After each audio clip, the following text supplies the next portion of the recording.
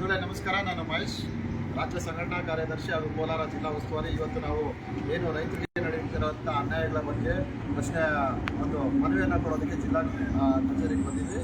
ನನ್ನ ಜೊತೆ ಇವತ್ತು ರೈತ ಘಟಕ ರಾಜ್ಯಾಧ್ಯಕ್ಷರಾದಂಥ ಗುರುಮೂರ್ತಿ ಸರ್ ಇದ್ದಾರೆ ಮತ್ತು ರಾಜ್ಯ ಪ್ರಧಾನ ಕಾರ್ಯದರ್ಶಿ ರೈತ ಘಟಕ ನಿರೂಪ್ ಗೋಮರ್ಸಿ ಅವರಿದ್ದಾರೆ.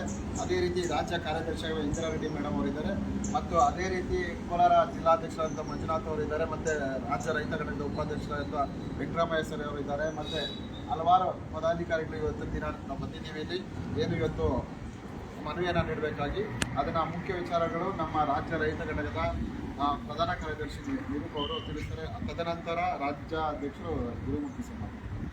ಓಕೆ, ಎಲ್ರಿಗೂ ಮತ್ತೊಮ್ಮೆ ನಮಸ್ಕಾರ.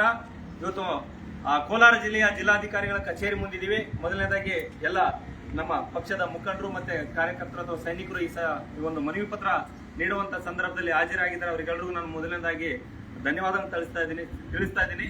ರೈತರ ಪರವಾದಂತ ಒಂದು ಮನವಿ ಕಾರ್ಯಕ್ರಮಕ್ಕೆ ಈಗಾಗಲೇ ಕರ್ನಾಟಕ ರಾಷ್ಟ್ರ ಸಮಿತಿ ಪಕ್ಷ ರಾಜ್ಯ ರೈತ ಘಟಕದ ವತಿಯಿಂದ ಕೋಲಾರ ಜಿಲ್ಲಾದ್ಯಂತ ಹಲವಾರು 5-6 ತಾಲೂಕುಗಳಿಗೆ ಭೇಟಿ ಕೊಟ್ಟು ರೈತರ ಕುಂದು ಕೊರತೆಗಳನ್ನ, ರೈತರ ಸಮಸ್ಯೆಗಳನ್ನ, ಅವರ ನಷ್ಟಗಳನ್ನ ನಾವೆಲ್ಲ ಪಟ್ಟಿ ಮಾಡಿ ರೈತರಿಗೆ ಸಿಗಬೇಕಾದಂತ ಸರ್ಕಾರದ, ಅದು ಕೇಂದ್ರ ಸರ್ಕಾರ ಆಗಿರ್ಬೋದು, ರಾಜ್ಯ ಸರ್ಕಾರ ಆಗಿರ್ಬೋದು, ಮೂಲಭೂತ ಸೌಲಭ್ಯಗಳು, ಸೌಕರ್ಯಗಳು ಮತ್ತೆ ಸರ್ಕಾರದ ಯೋಜನೆಗಳು ತಲುಪಿಸುವಲ್ಲಿ ವಿಫಲವಾಗಿರ್ತಕ್ಕಂಥ ಸರ್ಕಾರದ ಒಂದು ಧೋರಣೆಯನ್ನ, ರೈತ ವಿರೋಧಿ ಧೋರಣೆಯನ್ನ ನಾವು ಅವರ ರೈತ ಮುಖಂಡರ ಜೊತೆ ಮಾತಾಡಿ ಒಂದು ಪಟ್ಟಿ ಮಾಡಿ ಅವರಿಗೆ ಬೇಕಾದಂತ ಸೇವೆ ಸೌಲಭ್ಯಗಳು ಯಾವೆಲ್ಲ ಬೇಕಾಗಿದೆ ಅನ್ನುವಂಥದ್ದನ್ನ ನಾವೇ ಖುದ್ದಾಗಿ ಪಟ್ಟಿ ಮಾಡಿರುವಂತದ್ದು. ವಿಶೇಷವಾಗಿ ಕೋಲಾರ ಜಿಲ್ಲೆಗೆ ಅತಿ ಮುಖ್ಯವಾಗಿ ಒಂದು 7ರಿಂದ 8 ಅಂಶಗಳು ನಾವು ಪರಿಗಣಿಸಿ ಆ ಸಮಸ್ಯೆಗಳಿಗೆ ಜಿಲ್ಲಾಡಳಿತದ ಮುಖಾಂತರ ಮಾನ್ಯ ರಾಜ್ಯ ಸರ್ಕಾರಕ್ಕೆ ಮನವಿ ಸಲ್ಲಿಸುತ್ತಿದ್ದೇವೆ. ಇದು ಕೇವಲ ಮನವಿ ಮಾತ್ರ ಅಲ್ಲ, ಈ ಜಿಲ್ಲೆಯ ಲಕ್ಷಾಂತರ ರೈತರ ಸಮಸ್ಯೆಗಳ ಒಂದು ಪಟ್ಟಿ. ಮನವಿ ಅನ್ನೋಕ್ಕಿಂತ ಒಂದು ಪಟ್ಟಿ ಅಂದ್ರೂ ಕೂಡ ಅದು ಈ ಸಂದರ್ಭಕ್ಕೆ ಒಪ್ಪುತ್ತೆ ಅನ್ನುವಂಥದ್ದು. ಆ ಪಟ್ಟಿಯನ್ನು ನಿಮ್ಗೆ ತಂದಿಟ್ಟಿದೀವಿ. ನೀವು ಜಿಲ್ಲಾಧಿಕಾರಿಗಳಾಗಿರ್ಬೋದು, ರಾಜ್ಯ ಸರ್ಕಾರ ಆಗಿರ್ಬೋದು, ಸಂಬಂಧಪಟ್ಟಂತ ಸಚಿವಾಲಯದ ಸಚಿವರಾಗಿರ್ಬೋದು, ಈ ಒಂದು ರೈತರ ಸಮಸ್ಯೆಗೆ ನೀವು ತಕ್ಷಣವೇ ಅಥವಾ ಬರುವಂತ ದಿನಗಳಲ್ಲಿನೇ ಈ ಸಮಸ್ಯೆಗಳಿಗೆ ಪರಿಹಾರವನ್ನು ನೀಡಬೇಕು. ಈ ಜಿಲ್ಲೆಯ ರೈತರ ಸಮಸ್ಯೆಗಳಿಗೆ ಸ್ಪಂದಿಸುವಂತ ಕೆಲಸ ಮಾಡಬೇಕು ಅನ್ನುವಂಥ ವಿಚಾರದೊಂದಿಗೆ ನಾವು ಈ ಮನವಿಯಲ್ಲಿ ಬಹಳಷ್ಟು ಅಂಶಗಳನ್ನ ಪಟ್ಟಿ ಮಾಡಿದೀವಿ. ಆ ಎಲ್ಲ ಅಂಶಗಳನ್ನ ಮತ್ತು ಇನ್ನೂ ವಿಶೇಷವಾದಂತ ಮಾಹಿತಿಯನ್ನ ನಮ್ಮ ಕರ್ನಾಟಕ ರಾಷ್ಟ್ರ ಸಮಿತಿ ಪಕ್ಷದ ರಾಜ್ಯ ರೈತ ಘಟಕದ ರಾಜ್ಯಾಧ್ಯಕ್ಷರಾದಂಥ ಶ್ರೀ ಜೋಗನಹಳ್ಳಿ ಗುರುಮೂರ್ತಿ ಸರ್ ಅವರು ನಿಮ್ಮ ಜೊತೆ ಹಂಚಿಕೊಳ್ಳಿದ್ದಾರೆ. ನಮಸ್ಕಾರ ಎಲ್ಲ ಬಂಧುಗಳೇ. ನಾನು milk and silk district Kolar ಅಂತ ಕೇಳ್ಬಿಟ್ಟು ಪತ್ರಿಕೆಯಲ್ಲೆಲ್ಲ ಓದ್ಬಿಟ್ಟು ಭಾಳ ಶ್ರೀಮಂತವಾದ ಜಿಲ್ಲೆ ನಮ್ಮ ಕೋಲಾರ ಅಂತ ತಿಳ್ಕೊಂಡಿದ್ದೆ. ಆದರೆ ಗ್ರಾಮೀಣ ಪ್ರದೇಶದಲ್ಲಿ ಹೋಗಿ ನೋಡಿದ್ರೆ ತುಂಬ ಕಡುಕಷ್ಟದ ಜೀವನವನ್ನು ರೈತರು ನಡೆಸ್ತಿದ್ದಾರೆ. ಅವರ ಬದುಕನ್ನು ನೋಡಿ ನನಗೆ ಕಣ್ಣೀರೇ ಬಂದು, ಒಂದು ಇಲ್ಲಿ ಭಾಳ ಕಡಿಮೆ ಮಳೆ ಬೀಳ್ತಿದೆ. ನಾವು ಅರಮಲೆನಾಡಿನ ಸಂಪಾದನೆ ಮಾಡಿ ಒಂದು ಜೀವನ ನಿರ್ವಹಣೆಗೆ ಉಪಯೋಗಿಸಬೇಕು ಅನ್ನೋದು ಆಸೆ ಇಟ್ಕೊಂಡು ಭಾಳ ಕಷ್ಟಪಟ್ಟು ದುಡಿತಾರೆ. ಅವ್ರ ಕಷ್ಟ ನೋಡಿ ನನಗೆ ಹೆಮ್ಮೆ ಅನ್ನಿಸ್ತು. ಆದರೆ ಇಲ್ಲಿ ಸರ್ಕಾರಗಳು ಏನು ಸೌಲಭ್ಯವನ್ನು ಮಾಡಿಕೊಡ್ಬೇಕು ಅದ್ರ ಕಡೆ ಯಾವ ಜನಪ್ರತಿನಿಧಿಗಳು ಕೆಲಸ ಮಾಡಿಲ್ಲ, ಯೋಚನೆ ಮಾಡಿಲ್ಲ. ಮತ್ತು ಈ ಸರ್ಕಾರದ ವ್ಯವಸ್ಥೆನೂ ಕೂಡ ಏನು ಈ ಬಗ್ಗೆ ತಲೆ ಕೆಡ್ಕೊಂಡಂತೆ ಕಾಣೋದಿಲ್ಲ. ಮೊದಲನೇದಾಗಿ ಬೆಂಗಳೂರು ಪಟ್ಟಣದಿಂದ ಬರುವಂಥ ಕೊಳಚೆ ನೀರನ್ನು ಸಂಸ್ಕರಿಸಿ ಶುದ್ಧೀಕರಿಸಿ ಅದನ್ನು 3 ಹಂತದಲ್ಲಿ ಕೆರೆಗಳು ತುಂಬಿಸಿದ್ರೆ ಒಂದಿಷ್ಟು ಅಂತರ್ಜಲದ ಮಟ್ಟ ಉತ್ತಮ ಆಗ್ತಿತ್ತು. ರೈತರು ಕೊಳವೆ ಬಾವಿಗಳಿಗೆ ಒಂದಿಷ್ಟು ನೀರು ಒದಗ್ತಿತ್ತು. ಅದರಿಂದ ಒಂದಿಷ್ಟು ವ್ಯವಸಾಯ ಮಾಡೋದಕ್ಕೆ ಅನುಕೂಲ ಆಗೋದು. ಅದನ್ನು ಮೊದಲು ಸರ್ಕಾರ ಅದನ್ನು ಮಾಡಿಕೊಡ್ಬೇಕು. ಅದನ್ನು ಈಗ 2 ಹಂತದಲ್ಲಿ ಮಾತ್ರ ಮಾಡ್ತಿದ್ದಾರೆ. ಅದು ಕಲುಷಿತಗೊಂಡಿದೆ. ಅದು ಜಾನುವಾರುಗಳಿಗೆ ಭಾಳ ಅಪಾಯ ಐತೆ. ಈಗ 3 ಹಂತದಲ್ಲೂ ಕೂಡ ಅದನ್ನು ಶುದ್ಧೀಕರಿಸಿ ಅದನ್ನು ಕೆರೆಗಳು ತುಂಬಿಸೋದ್ರಿಂದ ಜನಗಳಿಗೆ ಒಂದು ಒಳ್ಳೆಯ ಇದು ಅನುಕೂಲ ಮಾಡಿಕೊಟ್ಟಂಗಾಗ್ತದೆ. ಮತ್ತು ಎಲ್ಲ ರಸ್ತೆಗಳನ್ನು ಸರಿಯಾಗಿ ದುರಸ್ತಿಗೊಳಿಸಿ ಸುಸ್ಥಿತಿಯಲ್ಲಿ ಇಡುವಂಥದ್ದು ಭಾಳ ಮುಖ್ಯವಾದ ಮಾಲೂರು ಮತ್ತು ಕೋಲಾರದ ತಾಲೂಕು ಕೇಂದ್ರ ಮತ್ತು ಜಿಲ್ಲಾ ಕೇಂದ್ರದ ಮುಖ್ಯ ರಸ್ತೆಯಲ್ಲೇ ಡ್ಯಾಮೇಜ್ ಇದೆ. ಸಿಕ್ಕಾಪಟ್ಟೆ ಅಪಾಯಕಾರಿಯಾಗಿದೆ ರಸ್ತೆ. ಇದು ಶೋಚನೀಯವಾದಂಥ ಅದಾಗಬೇಕು. ಮತ್ತು ಇಲ್ಲಿ ತರಕಾರಿ ಬೆಳೆಯುವಂಥ ರೈತರಿಗೆ ಒಂದು ಕೋಲ್ಡ್ ಸ್ಟೋರೇಜ್ ಮತ್ತೊಂದು ಇದು ಮಾಡಿಕೊಟ್ಟು ಅವ್ರಿಗೆ ಬೆಲೆ ಬಿದ್ದೋದಂಥ ಸಂದರ್ಭದಲ್ಲಿ 4 ದಿವಸ ಇಟ್ಟು ಅದನ್ನು ಬೆಲೆ ಬಂದಾಗ ಮಾಡ್ಕೊಳ್ಳೋದಕ್ಕೆ ಅನುಕೂಲ ಮಾಡಿಕೊಡೋಂಥ ಕೆಲಸನೂ ಮಾಡಿಕೊಡ್ಬೇಕು. ಮಾರುಕಟ್ಟೆ ವ್ಯವಸ್ಥೆ ಸ್ವಲ್ಪ ಚೊಕ್ಕಟವಾಗಿ ಅಚ್ಚುಕಟ್ಟಕ್ಕೆ ಇಡುವಂಥ ಕಡೆ ಸರ್ಕಾರದ ವ್ಯವಸ್ಥೆ ಗಮನ ಹರಿಸಬೇಕು. ಮತ್ತು ರೈತರಿಗೆ ವಿಶ್ರಾಂತಿ ಗೃಹ, ಒಂದು ರೈತ ಭವನ ಅಂತ ಮಾಡಿ ಎಲ್ಲ ಕಡೆ ಮಾಡಿದ್ದಾರೆ ಕೆಲವು ಜಿಲ್ಲೆಗಳಲ್ಲಿ. ಆ ರೀತಿ ಇಲ್ಲೂ ಮಾಡಿ ರೈತರಿಗೆ ವಿಶ್ರಾಂತಿ ಕೊಡಲಿ ಅಂತ ಒಂದು ವ್ಯವಸ್ಥೆ ಮಾಡಿ ಅವ್ರಿಗೆ ಒಂದು ಅನುಕೂಲ ಮಾಡಿಕೊಡ್ಬೇಕು. ಮತ್ತು ಗುಣಮಟ್ಟದ ವಿದ್ಯುತ್ ಯಾವಕ್ಕೆ ಪಂಪ್ ಸೆಟ್ ಅದಕ್ಕೆ ಮಾಡಿಕೊಡೋದು ಕೂಡ ತುಂಬ ತುರ್ತಾಗಿದೆ. ಈಗ ಇಲ್ಲಿ ಭಾಳ ಕಡಿಮೆ ವಿದ್ಯುತ್ತನ್ನು ಕೊಡ್ತಿದ್ರಂತೆ. ನಮ್ಮಲ್ಲಿ 8 ಗಂಟೆ ವಿದ್ಯುತ್ತು 3 ಫೇಸ್ ವಿದ್ಯುತ್ತು ಐತೆ, ಆದರೆ ಇಲ್ಲಿ ಕೇವಲ 4-5 ಗಂಟೆ ಕೊಡ್ತಿದ್ದಾರಂತೆ. ಅದು ಕೂಡ ಸರಿಯಾಗಿ ನಿರ್ವಹಣೆ ಸರಿ ಇಲ್ಲ ಅಂತ ರೈತರು ಎಲ್ಲರೂ ಹೇಳ್ತಿದ್ದಾರೆ. ಮತ್ತು ಕುಡಿಯೋ ನೀರಿಗೆ ಒಂದು ದಿವಸ ಎಲ್ಲ ನಾವು ನೀರನ್ನು ಒಂದು ಟ್ಯಾಂಕಿಗೆ ತುಂಬಿಸ್ಬೇಕಾದ್ರೆ ಒಂದು ದಿವಸ ಎಲ್ಲ ಪಂಪು ಕೆಲಸ ಮಾಡಬೇಕು. ಹೋಗ್ತದೆ ಬರ್ತದೆ, ಕರೆಂಟು ತುಂಬ ಕಷ್ಟ ಆಗಿದೆ ಅಂತ ಅಂದ್ಬಿಟ್ಟು ಒಂದು ಹಳ್ಳಿನಲ್ಲಿ ಹೇಳ್ಬೋದು. ಇಷ್ಟೆಲ್ಲ ಕಷ್ಟಪಟ್ಟಲುಗಳಿದೆ. ಇದನ್ನು ಸರ್ಕಾರ ಗಮನ ಹರಿಸಿದ್ರೆ ಏನು ಬಡ್ಜೆಟ್ ಏನು ದೊಡ್ಡ ಹೊರೆ ಬರೋದಿಲ್ಲ. ಇದರಲ್ಲಿ ಬೇಗ ಪರಿಹರಿಸ್ಬೋದು. ಅದನ್ನು ಸರ್ಕಾರ ಮಾಡಬೇಕು. ನಾವು 3 ತಿಂಗಳು ನಾವು ಟೈಮ್ ಕೊಡ್ತೀವಿ, ಸಮಯ ಕೊಡ್ತೀವಿ ಸರ್ಕಾರಕ್ಕೆ ಕೆಲಸ ಮಾಡೋದಕ್ಕೆ. ಈ ಮನವಿ ಕೊಟ್ಟ ತಕ್ಷಣದಲ್ಲಿ ಮುಂದುವರೆದಲ್ಲಿ ಸಂಬಂಧಪಟ್ಟ ಉಸ್ತುವಾರಿ ಮಂತ್ರಿಗಳಿಂದ ಮತ್ತು ಇತರೆ ಮಂತ್ರಿಗಳಿಂದ ಇಲ್ಲಿ ಜಿಲ್ಲೆ ಮಂತ್ರಿಗಳನ್ನು ಕಂಡು ಇದ್ರ ಬಗ್ಗೆ ಅವರಿಗೆ ಗಮನ ಹರಿಸೋದಕ್ಕೆ ನಾವು ಒತ್ತಾಯನ ಇಡ್ತೀವಿ. 3 ತಿಂಗಳು 4 ತಿಂಗಳು ಕಳೆದ ನಂತರದಲ್ಲಿ ಸರ್ಕಾರದಿಂದ ಏನು ಕೆಲಸ ಆಗಲಿಲ್ಲ ಅಂದರೆ ನಾವು ಸುಮ್ಮನೆ ಬಿಡೋದಿಲ್ಲ. ಇಲ್ಲೇ ಬಂದು ಜಾಂಡ ಓಡ್ತೀವಿ. ದೊಡ್ಡ ಹೋರಾಟ, ಧರಣಿ ಮತ್ತೊಂದು ಇನ್ನೊಂದು ಮಾಡಬೇಕಾಗ್ತದೆ. ಸರ್ಕಾರ ಎಚ್ಚೆತ್ಕೊಂಡು ಈಗ ಈ ರೀತಿ ಕ್ರಮ ತಗೊಳ್ಳೋದು ಭಾಳ ಸೂಕ್ತವಾಗಿದೆ. ಇವೆಲ್ಲಕ್ಕಿಂತ ಇನ್ನೊಂದು ದೊಡ್ಡ ಸಮಸ್ಯೆ ಅಂದರೆ ಮೈಕ್ರೋ ಫೈನಾನ್ಸ್ ಮತ್ತು ಬ್ಯಾಂಕ್ನ ವಸೂಲಿ ತೀವ್ರವಾಗಿದೆ. ಅದು ಖಂಡನೀಯವಾದದ್ದು. ಯಾಕೆ ಅಂದರೆ ಕಳೆದ ವರ್ಷ ಮತ್ತು ಅದು ಹಿಂದಿನ ವರ್ಷ ಅತಿವೃಷ್ಟಿ ಮತ್ತು ಅನಾವೃಷ್ಟಿಯಿಂದ ರೈತರು ಭಾಳ ಸಂಕಷ್ಟಕ್ಕೆ ಒಳಗಾಗಿದ್ದಾರೆ. ಅದು ತಪ್ಪಬೇಕು. ಮುಂದಿನ ಶುಕ್ರವಾರಕ್ಕೆ ಅದನ್ನು ಮುಂದೂಡಬೇಕು ವಸೂಲಿ ಕಾರ್ಯಕ್ರಮನ. ಈ ಸಮಯದಲ್ಲಿ ಪ್ರತಿ ಬಡ ಕುಟುಂಬಗಳಿಗೆ 1 ಲಕ್ಷ ರೂಪಾಯಿ ಹಣ ಕೊಡಬೇಕು, ಸಾಲ ಕೊಡಬೇಕು. ಅವ್ರಿಗೆ ಯಾವ ಆಧಾರ ಮತ್ತು ಜಾಮೀನು ಇರ್ತದೆ. ಮತ್ತು ರೈತರ ಸಾಲದ ಮೊತ್ತವನ್ನು ದ್ವಿಗುಣಗೊಳಿಸಬೇಕು. ಬೆಳೆ ಸಾಲದ ಮೊತ್ತವನ್ನು ದ್ವಿಗುಣಗೊಳಿಸಬೇಕು. ನಾವು ಎಲ್ಲ ಕಡೆ ನೋಡಿದ್ವಿ. ಅಲ್ಲಿ 1 ಎಕರೆಗೆ ಏನಾದರೂ ಇದನ್ನು ಟೊಮೆಟೊ ಬೆಳೆಯೋದಕ್ಕೆ 75,000 ರೂಪಾಯಿ ಕೊಡ್ತಾರೆ ಅಂತ ಬ್ಯಾಂಕಿನಿಂದ. ಆದರೆ ಖರ್ಚು 1.5 ಲಕ್ಷ ಬರ್ತದೆ. ಆ ರೀತಿ ಇದ್ದಾಗ ಅದು ಕಷ್ಟನ ಅಥವಾ ಅದು ಬೇರೆ ವಿಚಾರ. ಒಮ್ಮೊಮ್ಮೆ ಅದು ಮಾಡಿದ ಖರ್ಚು ಕೂಡ ತಪ್ಪೋದಿಲ್ಲ. ಆ ರೀತಿ ಪರಿಸ್ಥಿತಿ ಇದೆ. ಇಂಥ ಸಂದರ್ಭದಲ್ಲಿ ಸರ್ಕಾರ ಇದು ಬ್ಯಾಂಕ್ಗಳು ಸಾಲದ ಮೊತ್ತವನ್ನು, ಬೆಳೆ ಸಾಲದ ಮೊತ್ತವನ್ನು ದ್ವಿಗುಣಗೊಳಿಸಬೇಕು. ಇಷ್ಟೆಲ್ಲ ಸಮಸ್ಯೆಗಳು ಬಗೆಹರಿಬೇಕು ಅಂತ ನಾನು ಸರ್ಕಾರದ ಇದಕ್ಕೆ ಒತ್ತಾಯ ಮಾಡ್ತೀನಿ. ಅವ್ರಿಗೂ ನಮಸ್ಕಾರ. ಈಗ ನಮ್ಮ ಪಕ್ಷದ ರೈತ ಘಟಕ ರಾಜ್ಯ ಉಪಾಧ್ಯಕ್ಷರಾದಂಥ ವೆಂಕಟರಮಯ್ಯ ಸರ್ ಕೂಡ ಒಂದೆರಡು ರೈತರ ವಿಚಾರ, ಅವರು ಕೂಡ ಡಾಕ್ಟರೇಟ್ ಪದವಿಯನ್ನು ಪಡೆದಂಥವ್ರು ಕೃಷಿ ವಿಚಾರದಲ್ಲಿ. ಎಲ್ಲರಿಗೂ ನಮಸ್ಕಾರ. ನಾವು ಇದೇ ಜಿಲ್ಲೆಯವರು. ನಾವು ಸುಮಾರು ವರ್ಷಗಳಿಂದ ಈ ರೈತರಾಗಿದ್ದೇವೆ. ನಮ್ಮ ಕೋಲಾರ ಜಿಲ್ಲೆಯಲ್ಲಿ 20 ವರ್ಷದಿಂದ ಮಳೆನೇ ಇಲ್ಲ. ಇಲ್ಲಿ ಬರೀ ಬರಗಾಲ ಆಗಿದೆ. ಆದ್ದರಿಂದ ನಾವು ರೈತರು ಜಾಸ್ತಿ ಕಷ್ಟಪಟ್ಟು ದುಡಿತಾ ಇದ್ದೀವಿ. ಆದ್ರೂ ಸರ್ಕಾರ ಇದ್ರ ಬಗ್ಗೆ ಏನು ಸ್ಪಂದಿಸ್ತಾ ಇಲ್ಲ. ತಿರುಗಿ ಇಲ್ಲಿ ಅಂತರ್ಜಲ 2000 ಅಡಿಗೆ ಹೋಗಿದೆ. ಈಗ ಸರ್ಕಾರದವರು ಸ್ಟೇಷನ್ ವ್ಯಾಲಿ ನೀರು ಬಿಟ್ಟವ್ರೆ. ಅದರಿಂದ ಬೆಳೆಗಳು ಎಲ್ಲ ನಷ್ಟ ಆಗ್ತದೆ. ಮೊನ್ನೆ ವಿಜ್ಞಾನಿಗಳೆಲ್ಲ ಬಂದು ರಿಸರ್ಚ್ ಮಾಡಿದ್ದಾರೆ. ಅದರಿಂದ ರಿಸಲ್ಟ್ ಬಂದಿಲ್ಲ. ಅದನ್ನು 3ನೇ ಹಂತದಲ್ಲಿ ಮಾಡಿದ್ರೆ ಕುಡಿಯೋಕ್ಕೆ ಅನುಕೂಲ ಅಂತ ಹೇಳ್ಬಿಟ್ಟು ಕೇಳ್ತಾರೆ. ಈಗ ಮೇಡಮ್ ಇಂದ್ರಲ್ಲಿ ಮೇಡಮ್ ಅಂತೇಳಿ ರಾಜ್ಯ ಕಾರ್ಯದರ್ಶಿಗಳು, ಮಹಿಳಾ ಉಸ್ತುವಾರಿಗಳು, ಅವರು ಕೂಡ ಈ ವಿಚಾರಕ್ಕೆ ಸಂಬಂಧಪಟ್ಟ ಒಂದೆರಡು ಅನಿಸಿಕೆಗಳನ್ನು ವ್ಯಕ್ತಪಡಿಸಬೇಕಂತ ವಿನಂತಿ ಮಾಡ್ತಾರೆ. ನಮಸ್ಕಾರ. ಇವತ್ತು ಈ ಕಾರ್ಯಕ್ರಮಕ್ಕೆ ಬಂದಿರುವಂತಹ ಎಲ್ಲ ಪದಾಧಿಕಾರಿಗಳಿಗೂ ಧನ್ಯವಾದಗಳನ್ನ ತಿಳಿಸ್ತೀನಿ. ಅದರ ಜೊತೆಗೆ ಈ ಕೋಲಾರ ಜಿಲ್ಲೆಯಲ್ಲಿ ನಾನು ಇದೇ ಮಣ್ಣಿನ ಹೆಣ್ಮಗಳಾಗಿರೋದ್ರಿಂದ ಹಲವಾರು ರೈತರ ಸಮಸ್ಯೆಗಳು ನನಗೆ ಬಹಳಷ್ಟು ಗೊತ್ತಿದೆ. ಆ ನಿಟ್ಟಿನಲ್ಲಿ ನಾನು ಇಷ್ಟು ವರ್ಷಗಳು ಪಕ್ಷದಲ್ಲಿ ತೊಡಸ್ಕೊಂಡು ಕೆಲಸ ಮಾಡಿದಾಗಿಂದ ಅದಕ್ಕೆ ಮೊದಲಿಂದನೂ ನಾನು ಏನು ನಮ್ಮ ಕುಟುಂಬದಲ್ಲಿ ರೈತರು ಪಡ್ತಾ ಇರುವಂತಹ ಸಂಕಷ್ಟಗಳನ್ನು ನೋಡಿರುವ ಕಾರಣದಿಂದ ಕೆಲವೊಂದು ವಿಚಾರಗಳು ಇವತ್ತು ಮುಕ್ತವಾಗಿ ಮಾತಾಡಬೇಕು ಅಂತ ನಾನು ಮಾತಾಡೋಕ್ಕೆ ಪ್ರಾರಂಭ ಮಾಡ್ತಾ ಇದ್ದೀನಿ. ಏನು ಅಂತಂದರೆ, ಮೊದಲನೇದಾಗಿ ಅಧ್ಯಕ್ಷರು ಹೇಳಿದಂಗೆ ಎಲ್ಲ ತರಹದ ಏನು 3ನೇ ಹಂತದ ಶುದ್ಧೀಕರಣ ಇದೆಲ್ಲನೂ ಮಾಡಬೇಕು, ಅದು ಇದು ಅಂತ ಹೇಳಿ ನಾವೆಲ್ಲ ಮಾತಾಡ್ತಾ ಇದ್ದೀವಿ. ಆದರೆ ಈಗಾಗಲೇ ಅದನ್ನು 3ನೇ ಹಂತದ ಶುದ್ಧೀಕರಣ ಮಾಡೋದಕ್ಕೆ ಪೈಪ್ಲೈನ್ ಅಳವಡಿಕೆ ಮಾಡಿದ್ದಾರೆ. KC ವ್ಯಾಲಿ ನೀರನ್ನು ಬಿಡಬೇಕು ಅಂತ ಹೇಳಿ ಪ್ರಾಜೆಕ್ಟ್ ನಮ್ಮ ಜಿಲ್ಲೆಗೆ ಕೊಡಬೇಕು, ಕುಡಿಯೋ ನೀರಿನ ವ್ಯವಸ್ಥೆ ಮಾಡ್ತೀವಿ ಅಂತ ಹೇಳಿದ್ದಾರೆ. ಆದರೆ ಇದರಿಂದ ಕುಡಿಯೋ ನೀರಲ್ಲ, ಬೆಂಗಳೂರಿಂದ ಪಿಟ್ ನೀರೆಲ್ಲ ನಮ್ಮ ಜಿಲ್ಲೆಗೆ ಬರ್ತಾ ಇದೆ. ಅಲ್ಲಿ ಎಲ್ಲೂ ಡಂಪ್ ಮಾಡ್ಕೊಳ್ಳೋಕ್ಕೆ ಸ್ಥಳಾವಕಾಶ ಇಲ್ಲ. ಇವತ್ತು ಬೃಹತ್ ಬೆಂಗಳೂರು, ಬ್ರ್ಯಾಂಡ್ ಬೆಂಗಳೂರು ಅಂತ ಮಾತನಾಡುವಂಥವ್ರು ರೈತರನ್ನ ಸರ್ವನಾಶ ಮಾಡ್ತಾ ಇದ್ದಾರೆ.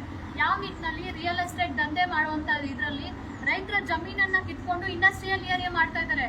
ಇಂಡಸ್ಟ್ರೀಸ್ ಅಲ್ಲಿ ಬರುವಂತಹ ಕೆಮಿಕಲ್ಸ್ ಅದನ್ನ ಮತ್ತೆ ಕೆರೆಗಳಿಗೆ ತುಂಬುವಂಥದ್ದು, ಮತ್ತೆ ಆ ಗಾಳಿ ಏನು ಚಿಮ್ನಿಗಳ ಮುಖಾಂತರ ಸ್ಮೋಕ್ ಹೋಗುತ್ತೆ, ಅದೆಲ್ಲ ಗಾಳಿಯಲ್ಲಿ ಕಲುಷಿತ ಆಗ್ತಾ ಇದೆ. ಮತ್ತೆ ಅದರಿಂದ ತುಂಬಾ ಅನಾರೋಗ್ಯಗಳು ಉಂಟಾಗ್ತಾ ಇದೆ. ಇದರೆಲ್ಲ ಹೀಗಾದ್ರೆ ಏನು ಸರ್ಕಾರಕ್ಕೆ ಜನರ ಪರ ಅಥವಾ ರೈತರ ಪರ ಇರುವಂತಹ ಕಾಳಜಿ ಏನು? ದುಡ್ಡು ಮಾಡಿ ಕೊಡೋದಾ ಅಥವಾ ಬದುಕಿಸೋದಾ? ಇಲ್ಲಿ ಎರಡೇ ಪ್ರಶ್ನೆ ಕಾಡ್ತಾ ಇರುವಂತದ್ದು. ಒಂದು, ದುಡ್ಡು ಮಾಡ್ಕೊಂಡ್ರೆ ಸಾಕು, ಏನು ನಮ್ಗೆ ಅಗತ್ಯ ಇಲ್ಲ. ರೈತರ ಜಮೀನನ್ನ ಈ ಭಾಗದಲ್ಲಿ ಕೆಲವೊಬ್ರು ಹೇಳ್ತಾ ಇದ್ರು, ರಿಯಲ್ ಎಸ್ಟೇಟ್ ಜಾಸ್ತಿ ಆಗಿದೆ, ರೈತರ ಜಮೀನನ್ನ ತೆಗೆದುಕೊಳ್ತಾ ಇದ್ದಾರೆ, ಮತ್ತೆ ಇಂಡಸ್ಟ್ರಿಯಲ್ ಏರಿಯಾಗೆ ಬೇಕು ಅಂತ ಹೇಳಿ ಒತ್ತಾಯ ಪೂರ್ವಕವಾಗಿ ಅವ್ರಿಗೆ ಇಷ್ಟ ಇಲ್ಲ ಅಂತಂದ್ರೂ ನೋಟಿಸ್ ಸರ್ವ್ ಮಾಡೋದು, ನಮ್ಗೆ ಕೊಡಿ ಅನ್ನೋ ತರ ನೋಟಿಸ್ ಸರ್ವ್ ಮಾಡಿ ನಮ್ಗೆ ಕೊಡಿ ಅಂತ ಹೇಳೋ ತರ ಮಾಡ್ತಾ ಇದ್ದಾರೆ. ಸೊ ಅದೆಲ್ಲ ನಿಲ್ಲಬೇಕು, ರೈತರನ್ನ ಉಳಿಸಿ ಅಂತ ಕೇಳ್ಕೊಳ್ತೀನಿ. ನಾಳೆ ಅವ್ರಿಗೆ ಕೊಡುವಂತಹ ದುಡ್ಡನ್ನ ನಾವು ತಿನ್ಕೊಂಡು ಬದುಕೋದಕ್ಕೆ ಸಾಧ್ಯ ಇಲ್ಲ, ನಮ್ಮ ಮಕ್ಕಳು ತಿನ್ಕೊಂಡು ಬದುಕಕ್ಕೆ ಸಾಧ್ಯ ಇಲ್ಲ. ನಮ್ಗೆ ಬೇಕಾಗಿರುವಂತಹದ್ದು ಒಳ್ಳೆ ರೀತಿಯಾದ ಬೆಲೆ ಮಾಡುವಂತಹ ಕೃಷಿಕರು ನಮ್ಗೆ ಬೇಕಾಗಿದ್ದಾರೆ. ರೈತರನ್ನ ಉಳಿಸಿ ಬೆಳೆಸಿ ಅಂತ ನಾವು ಕೇಳ್ಕೊಳ್ತೀವಿ. ಈಗ ಮಾನ್ಯ ಜಿಲ್ಲಾಧಿಕಾರಿಗಳು ಕೋಲಾರ ಜಿಲ್ಲೆ ಇವರು ಬಂದಿದ್ದಾರೆ. ಈಗ ನಮ್ಮ ಕರ್ನಾಟಕ ರಾಷ್ಟ್ರ ಸಮಿತಿ ಪಕ್ಷದ ಎಲ್ಲ ಪಕ್ಷದ ಸೈನಿಕರು, ಪದಾಧಿಕಾರಿಗಳು, ಜಿಲ್ಲಾ ಮತ್ತು ರಾಜ್ಯ ಮುಖಂಡರ ಪರವಾಗಿ ರೈತರಿಗೆ ಅನುಕೂಲವಾಗುವಂತ ವಿಚಾರಗಳನ್ನ ಮತ್ತೆ ಅವ್ರಿಗೆ ಆಗಿರ್ತಕ್ಕಂಥ ಕಷ್ಟ ನೋವುಗಳನ್ನ ಪಟ್ಟಿ ಮಾಡಿರ್ತಕ್ಕಂಥ ಒಂದು ಮನವಿ ಪತ್ರವನ್ನ ಮಾನ್ಯ ಜಿಲ್ಲಾಧಿಕಾರಿಗಳ ಮುಖಾಂತರ ರಾಜ್ಯ ಸರ್ಕಾರಕ್ಕೆ ತಲುಪಿಸುವಂತ ಕೆಲಸವನ್ನ ಈಗ ಮಾಡ್ತಾ ಇದೀವಿ. ಈಗ ನಮ್ಮ ಮನವಿ ಪತ್ರದ ವಿಷಯಗಳನ್ನ ಮಾನ್ಯ ರಾಜ್ಯಾಧ್ಯಕ್ಷರು, ರಾಜ್ಯ ರೈತ ಘಟಕ ಶ್ರೀ ಜೋಗನಹಳ್ಳಿ ಗುರುಮೂರ್ತಿ ಸರ್ ಅವರು ಓದುವ ಮುಖಾಂತರ ಈ ಒಂದು ಮನವಿ ಪತ್ರವನ್ನ ನೀಡ್ತಾ ಇದ್ದಾರೆ. ಮಾನ್ಯ ಜಿಲ್ಲಾಧಿಕಾರಿಯವರಲ್ಲಿ ಮನವಿ. ನಾನು ಜೋಗನಹಳ್ಳಿ ಗುರುಮೂರ್ತಿ, ರಾಜ್ಯಾಧ್ಯಕ್ಷರು, ಕರ್ನಾಟಕ ರಾಷ್ಟ್ರ ಸಮಿತಿ ಪಕ್ಷ. ಮಾನ್ಯರೇ, ಭಾರತ ಗ್ರಾಮೀಣ ಪ್ರದೇಶದ ರೈತರು, ಬಡವರು, ಕೂಲಿಕಾರರು, ನಿರುದ್ಯೋಗಿ ಯುವಕರು ಹಲವಾರು ರೀತಿಯ ಸಮಸ್ಯೆಗಳನ್ನು, ಸಂಕಷ್ಟಗಳನ್ನು ಅನುಭವಿಸುತ್ತಿದ್ದಾರೆ. ಒಂದು ಸರ್ಕಾರಿ ಸಮೀಕ್ಷೆ ಹೇಳುವ ಪ್ರಕಾರ ಗ್ರಾಮೀಣ ಜನರ ತಲಾ ಜೀವನ ಮಟ್ಟ ದಿನಕ್ಕೆ ಕೇವಲ ರೂ. 37 ಇದೆ. ಇದು ಭಾಳ ಶೋಚನೀಯ. ಇದರ ಅರ್ಥ ಗ್ರಾಮೀಣ ಪ್ರದೇಶದಲ್ಲಿ ಹಣದ ಹರಿವು ಅಥವಾ ಚಲಾವಣೆ ಪೂರ್ಣ ಸ್ತಬ್ಧವಾಗಿದೆ. ಅದರಿಂದ ಕರ್ನಾಟಕದಲ್ಲಿ ಪ್ರತಿದಿನ ಸರಾಸರಿ 3 ಜನ ರೈತರು ಆತ್ಮಹತ್ಯೆ ಮಾಡಿಕೊಳ್ಳುತ್ತಿದ್ದಾರೆ. ಇತ್ತೀಚೆಗೆ ರಾಜ್ಯದ ಬೇರೆ ಬೇರೆ ಭಾಗಗಳಲ್ಲಿ ಮಹಿಳಾ ಸಂಘದ ಸದಸ್ಯರು ಮೈಕ್ರೋ ಫೈನಾನ್ಸ್ ಸಂಸ್ಥೆಗಳಿಂದ ತೆಗೆದುಕೊಂಡ ಸಾಲ ತೀರಿಸಲಾಗದೆ ಗುಳೆ ಹೋಗುತ್ತಿದ್ದಾರೆ ಅಥವಾ ಆತ್ಮಹತ್ಯೆ ಮಾಡಿಕೊಳ್ಳುತ್ತಿದ್ದಾರೆ. ಇದೊಂದು ಘೋರ ದುಃಖದ ಸಂಗತಿಯಾಗಿದೆ. ಆ ಕಾರಣ ಸರ್ಕಾರಗಳು ಈ ಕೂಡಲೇ ಈ ಕೆಳಕಂಡ ಕೆಲವು ಕ್ರಮಗಳನ್ನು ತೆಗೆದುಕೊಂಡು ರೈತರ ಮಹಿಳೆಯರ ಜೀವ ಉಳಿಸಬೇಕೆಂದು ರಾಜ್ಯ ಮತ್ತು ಕೇಂದ್ರ ಸರ್ಕಾರಗಳನ್ನು ಈ ಮೂಲಕ KRS ಪಕ್ಷ ಆಗ್ರಹಪಡಿಸುತ್ತದೆ. ಮೊದಲನೇದು, ಕಳೆದ 2 ವರ್ಷಗಳಿಂದ ಅತಿವೃಷ್ಟಿ, ಅನಾವೃಷ್ಟಿ, ಬೆಳೆ ಕುಸಿತ, ಬೆಳೆ ನಷ್ಟ ಮುಂತಾದ ಕಾರಣಗಳಿಂದ ರೈತರು ತೀವ್ರ ಸಾಲದ ಸುಳಿಗೆ ಸಿಕ್ಕಿಕೊಂಡಿದ್ದಾರೆ.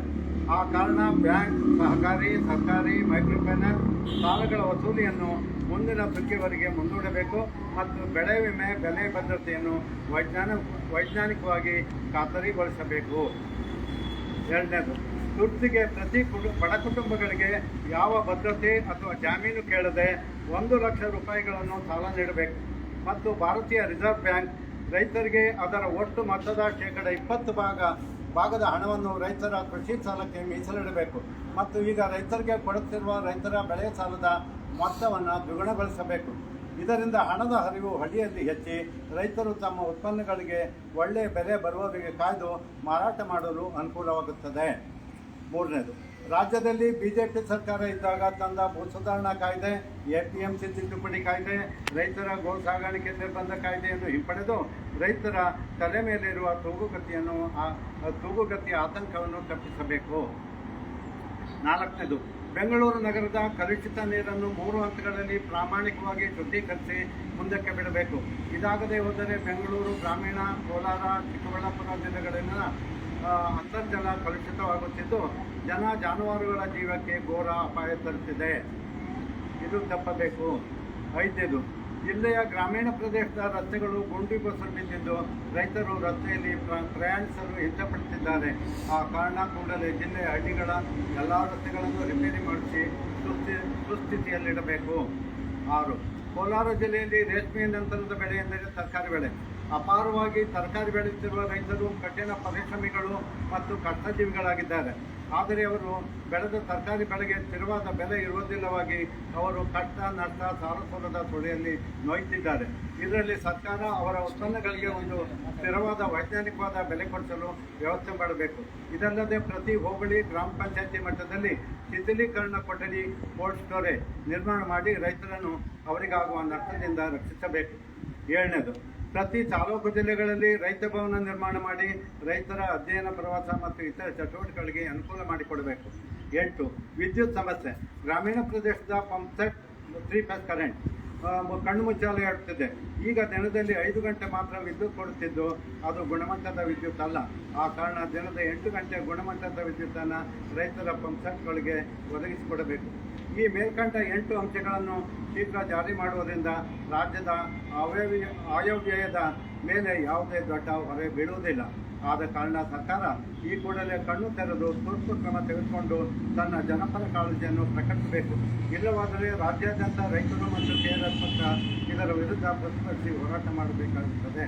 ವಂದನೆಗಳೊಂದಿಗೆ ಇತಿ ತಮ್ಮ ವಿಶ್ವಾಸದ ಜೋಗನಹಳ್ಳಿ ಗುರುಮೂರ್ತಿ, ಕರ್ನಾಟಕ ರಾಜ್ಯ ರೈತ ಘಟಕದ ಅಧ್ಯಕ್ಷ ಮತ್ತು ಇತರರು.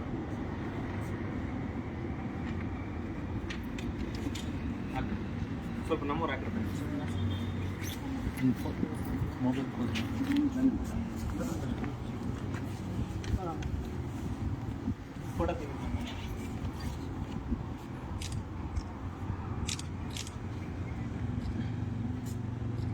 ಅದು ಸೆಂಟ್ರಿಂದ ಇಲ್ಲಿ ಬಂದು ಇಲ್ಲಿ ತೆಗ್ರಿ ಸರ್.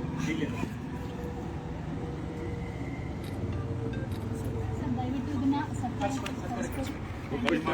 ದಯವಿಟ್ಟು ಇದನ್ನ ರೈತರಿಗೆ ಆದಷ್ಟು ಅದೇನೀಗ 3ನೇ ಹಂತದ ಶುದ್ಧೀಕರಣ ಮಾಡ್ತಾ ಇರ್ತಾರಲ್ವ, ಅದನ್ನು 2 ಹಂತ ಮಾತ್ರ ಆಗ್ತಿದೆ. 3ನೇ ಹಂತಕ್ಕೆ ನೀವು ಅದನ್ನು ಸಂಸರ್ಗ ಮಾಡಬೇಕು. ರೈತರದ್ದು ಎಲ್ಲ ಸೇರಿಸಿದ್ದೀರಿ. 8.2 ಇದೆ, 8.2 ಪೇಪರೆಲ್ಲ ಬಂದಿದೆ ಸರ್.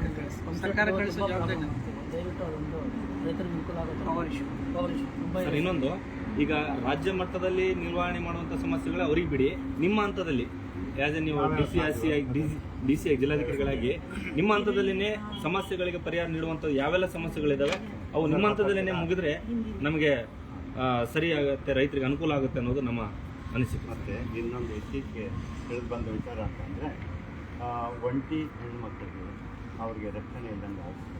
ಪೊಲೀಸ್ನವರು ಸಹಕರಿಸ್ತಾ ಇಲ್ಲ. SP ಅವ್ರು ಹೇಳಿದ್ರು ಕೂಡ ಇವರ ರಕ್ಷಣೆ ಪಡಿ, ಇವರಿಗೆ ಭಾಳ ತೊಂದರೆ ಇದೆ ಅಂತ ಹೇಳಿದ್ರು ಕೂಡ ಕಳಮಡಿ ಸರಿಯಾಗಿ ಬರ್ತಾ ಇಲ್ಲ. ಅದ್ರ ಬಗ್ಗೆ ಅಂತೂ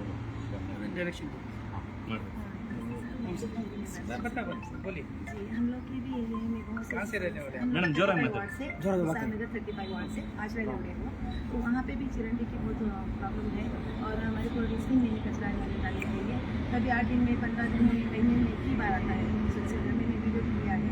मैं बहुत बार अपील आई थी यहाँ पर, लेकिन मेरी सुनवाई नहीं हुई। आएंगे फिर दूसरा ऑफिस में तो नगर सभा में आता है इलेक्शन कौन सा वार्ड 35 पानी का व्यवस्था भी नहीं है। Okay, thank you. ಇಷ್ಟು ವಿಚಾರ ನಮ್ಮ ಅಧ್ಯಕ್ಷರು ನಮ್ಮ ಮನವಿ ಅಂಶಗಳನ್ನು ಎಲ್ಲವನ್ನ ಸವಿಸ್ತಾರವಾಗಿ ಓದಿ ರೈತರಿಗೆ ಅನುಕೂಲವಾಗುವಂತ ನಿಟ್ಟಿನಲ್ಲಿ ಇವತ್ತು ಕರ್ನಾಟಕ ರಾಷ್ಟ್ರ ಸಮಿತಿ ಪಕ್ಷ ರಾಜ್ಯಾದ್ಯಂತ ಕೇವಲ ಕೋಲಾರ ಜಿಲ್ಲೆಗೆ ಮಾತ್ರ ಸೀಮಿತವಾಗದೆ ರಾಜ್ಯದ 31 ಜಿಲ್ಲೆಗಳು, ರಾಜ್ಯದ ಎಲ್ಲಾ ತಾಲೂಕು ಕೇಂದ್ರಗಳಲ್ಲಿ ವಿಶೇಷವಾಗಿ ಅನ್ಯಾಯ, ಅಕ್ರಮ, ಭ್ರಷ್ಟಾಚಾರ, ದಬ್ಬಾಳಿಕೆ, ದೌರ್ಜನ್ಯದ ವಿರುದ್ಧ ನಿರಂತರವಾಗಿ ಹೋರಾಟಗಳನ್ನು ಮಾಡುವುದು, ಅವರಿಗೆ ಬೇಕಾದಂತಹ ಮೂಲಭೂತ ಸೌಲಭ್ಯಗಳಾಗಿ ಏನೆಲ್ಲ ಸಹಕಾರ ನೀಡುವಂಥದ್ದು, ಕಾರ್ಯಕ್ರಮಗಳ ಮಾಡುವಂಥದ್ದು, ಚಟುವಟಿಕೆ ಮಾಡುವಂಥದ್ದು, ಅಭಿಯಾನಗಳನ್ನು ಮಾಡುವಂಥದ್ದು ಮಾಡುವತ್ತ ಸಾಗ್ತಾ ಇದೆ. ಇವತ್ತು ಕರ್ನಾಟಕವನ್ನು ಆಳ್ತಾ ಇರತಕ್ಕಂಥ ಕಾಂಗ್ರೆಸ್ ಬಿಜೆಪಿ JDS ಈ 3 ಪಕ್ಷಗಳು ರಾಜ್ಯದ ಹಿತವನ್ನ ಕಾಪಾಡದೆ ಅವರ ಕುಟುಂಬ ರಾಜಕಾರಣ, ಹಣದ ರಾಜಕಾರಣ, ತೋಳಬಲದ ರಾಜಕಾರಣಕ್ಕಾಗಿ ಸೀಮಿತವಾಗಿ ಯಾವುದು ಬಡವರನ್ನ, ಮಹಿಳೆಯರನ್ನ, ವಿದ್ಯಾರ್ಥಿಗಳನ್ನ, ಕೃಷಿ ಕಾರ್ಮಿಕರನ್ನ ಅವರ ಗುಣಮಟ್ಟವನ್ನ ಕಾಪಾಡದೆ ಅವರಿಗೆ ಉತ್ತಮವಾದಂತ ಜೀವನ ಮಾಡಲಿಕ್ಕೆ ಅನುಕೂಲವಾದಂತ ವಾತಾವರಣ ನಿರ್ಮಾಣ ಮಾಡದೆ ಅವರು ಕೇವಲ ಅಧಿಕಾರದ ಆಸೆಗಾಗಿ, ಅವರ ಕುರ್ಚಿಯ ಆಸೆಗಾಗಿ ಇವತ್ತು ರಾಜ್ಯದಲ್ಲಿ ರಾಜಕಾರಣವನ್ನ ಮಾಡ್ತಾ ಇದ್ದಾರೆ. ಇವತ್ತು ವಿಶೇಷವಾಗಿ ಅಧಿವೇಶನ ನಡೀತಾ ಇದೆ. ಅಧಿವೇಶನದಲ್ಲಿ ರೈತರ ಪರವಾಗಿ ಯಾವೊಂದು ಅಂಶಗಳು ಯಾರು ಕೂಡ ಮುನ್ನೆಲೆಗೆ ತರ್ತಾ ಇಲ್ಲ, ಅದ್ರ ಬಗ್ಗೆ ಮಾತಾಡ್ತಾ ಇಲ್ಲ. ಮಹಿಳೆಯರ ಬಗ್ಗೆ ಯಾರು ಕೂಡ ಮಾತಾಡ್ತಾ ಇಲ್ಲ, ಅದ್ರ ಬಗ್ಗೆ ಏನು ಗಮನನೂ ಹರಿಸ್ತಾ ಇಲ್ಲ. ಆದ್ರೆ ವಿಶೇಷವಾಗಿ ರಾಜ್ಯದಲ್ಲಿ ರಾಜ್ಯಕ್ಕೆ ಅನ್ನ ಹಾಕುವಂತನು ರೈತನಿಗೆ ಬೇಕಾದಂತ ಮೂಲಭೂತ ಸೇವೆಗಳು ಯಾವುವು, ರೈತನ ಇವತ್ತು ಕಾಪಾಡಬೇಕಾಗಿದೆ, ರೈತರಿಗೆ ಬೆಂಬಲ ಬೆಲೆ ಘೋಷಿಸಬೇಕಾಗಿದೆ. ಇವತ್ತು ರೈತರು ನಮ್ಮ ಇಲ್ಲಿ ಅಂಶಗಳಲ್ಲಿ ಪಟ್ಟಿ ಮಾಡಿದೀವಿ. ದಿನಕ್ಕೆ 3 ರೈತರು ಆತ್ಮಹತ್ಯೆ ಮಾಡ್ಕೊಳ್ತಾ ಇದ್ದಾರೆ. ಆ ರೈತರಿಗೆ ಯಾವುದೇ ಪರಿಹಾರ ಅನ್ನೋಂಥದ್ದಾಗ್ಲಿ, ಆ ಕುಟುಂಬ ರೈತನ ಸಾವಿಗೀಡಾದಂತ ಕುಟುಂಬಕ್ಕೆ ರಕ್ಷಣೆ ನೀಡುವಂತದ್ದಾಗ್ಲಿ ಯಾವುದು ಕೂಡ ಮಾಡ್ತಾ ಇಲ್ಲ. ಹಾಗಾಗಿ ಕರ್ನಾಟಕ ರಾಷ್ಟ್ರ ಸಮಿತಿ ಪಕ್ಷ ಬೇರೆ ಪಕ್ಷಗಳಿಗೆ ವಿಭಿನ್ನವಾಗಿ ಅವರು ಆತರ ರಾಜಕಾರಣ ಮಾಡ್ತಾರೆ ಅನ್ನುವಂಥದ್ದನ್ನ ಬಿಟ್ಟು ನಾವು ಪ್ರಾಮಾಣಿಕವಾದಂತಹ ಸ್ವಚ್ಛ ಪ್ರಾಮಾಣಿಕವಾದಂತಹ ಪ್ರಾದೇಶಿಕವಾದಂತಹ ಕನ್ನಡಿಗರ ಹೆಮ್ಮೆಯ ಪಕ್ಷವಾಗಿ ಇವತ್ತು ರಾಜ್ಯದ ಮೂಲೆ ಮೂಲೆಯಲ್ಲಿ ಕೂಡ ಈ ತರದ ಜಿಲ್ಲಾಧಿಕಾರಿಗಳಿಗೆ ಮನವಿ ಸಲ್ಲಿಸೋದು, ಸಂಬಂಧಪಟ್ಟಂತ MLAಗಳಿಗೆ ಮನವಿ ಸಲ್ಲಿಸೋದು, ಮಿನಿಸ್ಟ್ರಿಗಳಿಗೆ ಮನವಿ ಸಲ್ಲಿಸೋದು, ರಾಜ್ಯ ಸರ್ಕಾರಕ್ಕೆ ಮನವಿ ಸಲ್ಲಿಸೋದು, ಎಲ್ಲಾದ್ರೂ ಭ್ರಷ್ಟಾಚಾರ ಕಂಡ್ರೆ ಫೇಸ್ಬುಕ್ ಮುಖಾಂತರ ಲೈವ್ ಮಾಡಿ ಅದನ್ನ ಬಯಲಿಗೆಳುವಂತದ್ದು, ಹೀಗೆ ಹಲವಾರು ಕಾರ್ಯಕ್ರಮಗಳನ್ನ ಮಾಡಿ ಇವತ್ತು ರವಿಕೃಷ್ಣ ರೆಡ್ಡಿ ಅವರ ನೇತೃತ್ವದ ನಮ್ಮ KRS ಪಕ್ಷ ಇವತ್ತು ರೈತರ ಪರವಾಗಿದೆ, ಮಹಿಳೆಯರ ಪರವಾಗಿದೆ, ವಿದ್ಯಾರ್ಥಿಗಳ ಪರವಾಗಿದೆ, ಜನರ ಧ್ವನಿಯಾಗಿ ಇವತ್ತು ರಾಜ್ಯದ ಮೂಲೆ ಮೂಲೆಯಲ್ಲಿ ಕೂಡ ಕಾರ್ಯಕ್ರಮಗಳನ್ನ ಮಾಡ್ತಾ ಇದೆ. ನೀವು ಈ ಒಂದು ಲೈವ್ ಮುಖಾಂತರ ನೋಡ್ತಾ ಇರತಕ್ಕಂತ ನನ್ನ ಆತ್ಮೀಯ ಕನ್ನಡ ನಾಡಿನ ಬಂಧುಗಳು, ದಯವಿಟ್ಟು ಮುಂದಿನ ದಿನಮಾನಗಳಲ್ಲಿ ಈ ರೈತ ಪರವಾದಂತ, ಮಹಿಳೆಯರ ಪರವಾದಂತ, ವಿದ್ಯಾರ್ಥಿಗಳ, ಕೃಷಿ ಕಾರ್ಮಿಕರ ಪರವಾದಂತ ಹೋರಾಟ ಮಾಡುವಂತ KRS ಪಕ್ಷಕ್ಕೆ ನೀವು ಆಶೀರ್ವಾದ ಮಾಡಬೇಕು, ಬೆಂಬಲಿಸಬೇಕಂತ ಹೇಳ್ತಾ ಈ ಒಂದು ಸಂದರ್ಭದಲ್ಲಿ ಭಾಗಿಯಾಗಿರ್ತಕ್ಕಂಥ ಎಲ್ಲ ನನ್ನ KRS ಪಕ್ಷದ ರಾಜ್ಯ ಸಮಿತಿಯ ಪದಾಧಿಕಾರಿಗಳಿಗೂ, ಜಿಲ್ಲಾ ಸಮಿತಿಯ ಪದಾಧಿಕಾರಿಗಳಿಗೂ, ತಾಲೂಕು ಸಮಿತಿಯ ಪದಾಧಿಕಾರಿಗಳಿಗೂ ಮತ್ತು ಪಕ್ಷದ ಸೈನಿಕರಿಗೂ, ವಿಶೇಷವಾಗಿ ನನ್ನ ಮಹಿಳಾ ಸೈನಿಕರಿಗೂ ನಾನು ತುಂಬ ಹೃದಯದ ಧನ್ಯವಾದಗಳನ್ನು ಸಲ್ಲಿಸುತ್ತಾ ಈ ಒಂದು ಮನವಿ ಪತ್ರ ನೀಡುವಂತ ಕಾರ್ಯಕ್ರಮವನ್ನು ಇಲ್ಲಿಗೆ ಮುಗಿಸ್ತಾ ಇದ್ದೀನಿ. ಮುಂದಿನ ಹೆಚ್ಚಿನ ಮಾಹಿತಿಗಾಗಿ ಮುಂದೆ ಏನಾದರೂ ಇದ್ರೆ ಮಾಹಿತಿ ಕೊಡ್ತೀವಿ ಅಂತ ಹೇಳುತ್ತಾ ಈ ಒಂದು ವಿಡಿಯೋ ಕಾರ್ಯಕ್ರಮ ಇಲ್ಲಿಗೆ ಮುಗಿಸ್ತಾ ಇದ್ದೀನಿ. ನಮಸ್ಕಾರಗಳು. ಕರ್ನಾಟಕ ರಾಷ್ಟ್ರ ಸಮಿತಿ ಪಕ್ಷಕ್ಕೆ, KRS ಪಕ್ಷಕ್ಕೆ, ರವಿಕೃಷ್ಣ ರೆಡ್ಡಿ ಅವರಿಗೆ, ಭ್ರಷ್ಟರೇ, ನಾಡ ಪ್ರೇಮಿಗಳೇ, ಲಂಚ ಮುಕ್ತ ಕರ್ನಾಟಕ, ಭ್ರಷ್ಟಾಚಾರ ಮುಕ್ತ ಕರ್ನಾಟಕ, ಬಸವಣ್ಣನವರ ಕಲ್ಯಾಣ ಕರ್ನಾಟಕ, ಕುವೆಂಪುರವರ ಸರ್ವೋದಯ ಕರ್ನಾಟಕ, ಅಂಬೇಡ್ಕರ್ ಅವರ ಸಮಾನತೆಯ ಕರ್ನಾಟಕ, ಕರ್ನಾಟಕ ರಾಷ್ಟ್ರ ಸಮಿತಿ ಪಕ್ಷಕ್ಕೆ. ಎಲ್ರಿಗೂ ಧನ್ಯವಾದಗಳು. ನಮಸ್ಕಾರ.